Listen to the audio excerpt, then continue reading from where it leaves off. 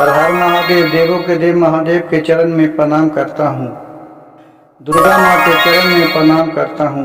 सरस्वती माँ के चरण में प्रणाम करता हूँ। गणेश भगवान के चरण में प्रणाम करता हूँ। गुरु भाई गुरु बहनों के चरणों में प्रणाम करता हूँ। एक गांव में एक किसान था। वो बेचारा बहुत ही गरीब था। उसका 3 गो बाल बच्चे थे। उस एक टाइम खाता था तो एक टाइम खाने के लिए सोचना पड़ता था। बेचारा बहुत ही दुख मजूरी करती थी और छोटा मोटा उसका घर था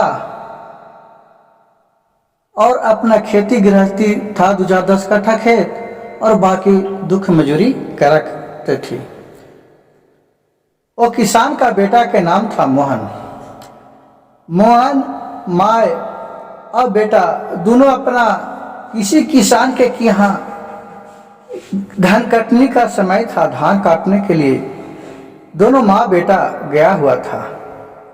दोनों बात कर रहा है माँ बेटा कि मम्मी कौन सा भगवान आजकल है कि जो गरीब लोग के सुनते हैं। सब तो राजे लोग के बात सुनते हैं, क्योंकि राजा लोग मंदिर बनवाता है, दान दक्षिणा देता है, और गरीब लोग तो न दान दक्षिणा देता है न मंदिर बनवाता है। तो उसका माँ बोला कि बेटा गरीब रोज लोग कहाँ से देगा, उसी लोग के तो खून चूस कर जो सेठ साहूकार बनता है वो देखो उसका स्थिति नहीं, वो किसी से न किसी से बेईमानी शैतानी करके धन रचना करता है। वही लोग अधिकतर मंदिर मस्जिद में दान करता है ताकि हमको जो पाप करते हैं, गरीब लोग को सताते हैं, वो पाप कटे।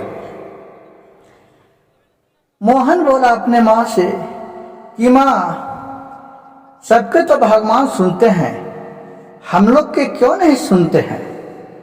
उसका माँ बोली कि बेटा तुमको बात भी भगवान सुनेंगे, लेकिन भगवान के घर में देर रहता है, अंधेर नहीं होता है। और जितना सच्चा दिल से गरीब लोग के पास होता है उतना सच्चा दिल सेठ साहूकार के लोग के पास नहीं होता है।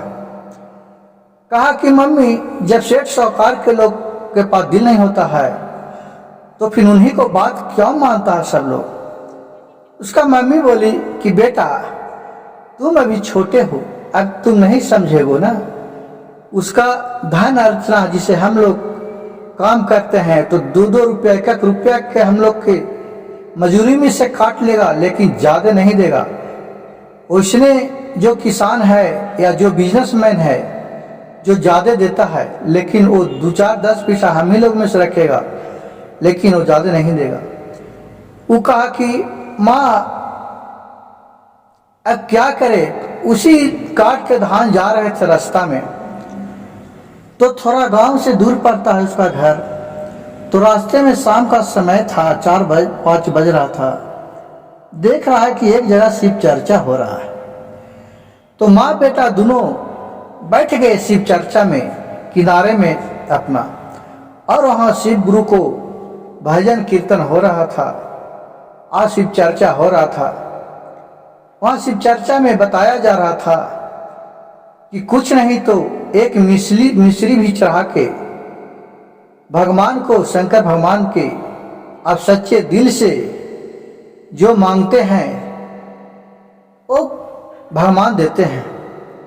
ये मन ही मन जो मोहन था वो अपने माँ से बोला कि हे मम्मी मैं भी कहता हूँ कि ये शंकर भगवान है भोलेनाथ, हमको भी तनी इतना संपत्ति दीजिए कि जिसमें मैं भूखा न रहूं और जो मेरे 3 गो भाई है उन लोग के भी भूखा न रहूं, और आगे को संस्कार दीजिए और हम इतना दया दीजिए कि मैं बुरी निगाह किसी पर न देखें, हम पर जो भी देखे लेकिन हम किसी पर न देखें।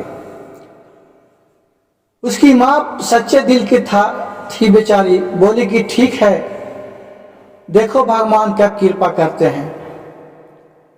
और 2-4-10 साल के बाद मोहन सियाना हुआ। मोहन अपना कमाने खाने लगा और फिर सब भाई को पढ़ाने लगा सब भाई पढ़ लिख लिए और सब काम करने लगे, तो उनको दुख दर्द खुद ही दूर हो गया और बहुत बड़ा वो आदमी बन गए, किसी चीज का भी कमी न रहे। कमी तो गुरु भाई गुरु बहन कहते हैं, कमी तो किसी को भी पूरा नहीं होता है। जिसका 99 के चक्कर है वो 100 आज तक पूरा नहीं हुआ, लेकिन पूरा उसी को कहते हैं। आपके पास का है ना पाए भर अनाज हो, लेकिन आपके पास संतुष्ट नाम का चीज है, उससे बड़ा और कुछ नहीं होता है। और जो खाकर भी असंतुष्ट है उसको लिए संतुष्ट नहीं कहा गया है। और इसी तरह शिव गुरु के महिमा से उसका सब दुख दूर हुआ, लेकिन वो धीरे धीरे 10 साल में दूर हुआ। तो इसी को कहा जाता है कि भगवान के घर देर होता है, अंधेर नहीं होता है। सब्र का फल मीठा होता है। मोहन ने सब्र किया, अपने परिश्रम किया, ये नहीं को भगवान के भरोसे ही छोड़ दिया। भगवान के कर्तव्य है उनका फल देना और परिश्रम करना। हम गुरु भाई गुरु बहन का कर्तव्य है कि हम लोग परिश्रम से पीछे नहीं हटे और परिश्रम करते जाए। भगवान एक समय न एक समय जरूर समय बदलेंगे। गुरु भाई गुरु बहन, मेरा वीडियो अगर अच्छा लगे तो मेरे चैनल को सब्सक्राइब कीजिएगा, लाइक कीजिएगा और शेयर कीजिएगा। हर हर महादेव, घर घर महादेव।